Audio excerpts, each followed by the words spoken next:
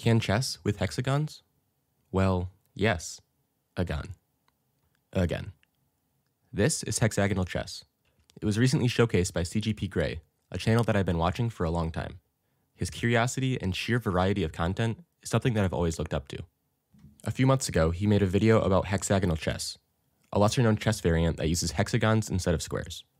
The version of hexagonal chess that he featured was first published in the book First Theories of Hexagonal Chess by Vladislav Glinski. At least I think that's how you pronounce it. The book was pretty elusive to begin with, and since CGP Grey's video, it has become exponentially harder to find. Because of that, I haven't actually read it, so I had to gather the rules from both his video and the game's Wikipedia page. Since around July of last year, I've been working on my own chess variant that combines chess with a card game, like Magic the Gathering or Hearthstone. In addition, I've been bending the rules of chess in other ways to create variants such as chess versus checkers, isometric chess, circular chess, and triangular chess. Rather than explaining them all here, I'll just link to their respective videos in the description. Apart from isometric chess, the core ideas for my variants are quite simple. So others have stumbled upon the same or similar ideas over the years, but these are all my original takes on them. This one, however, is not. I won't go too far into detail with the setup and rules, since CGP Grey's video does a excellent job at that, but I'll do a quick overview.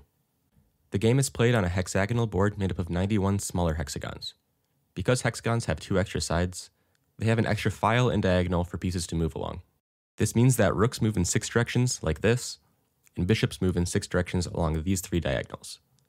Diagonal movement goes along a line through the hexagon's corners, but can only move to the next hexagon if the line crosses through the center of it.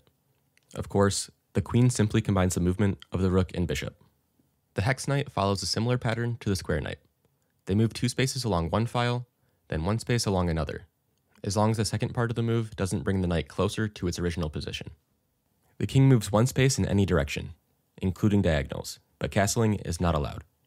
Since rooks and queens essentially have 50% more spaces that they can move to, pieces that didn't have that many possible moves to begin with, like the king and knight, become a lot weaker in comparison, which makes the king especially vulnerable in hexagonal chess.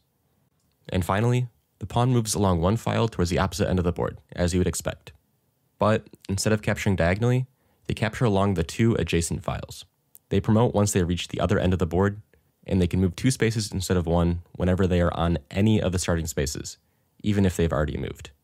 And, of course, en passant is still possible. Whenever an enemy pawn moves 2 spaces, and your pawn would have been able to capture had it only moved 1 space, then you can capture it en passant. And that's it for the rules.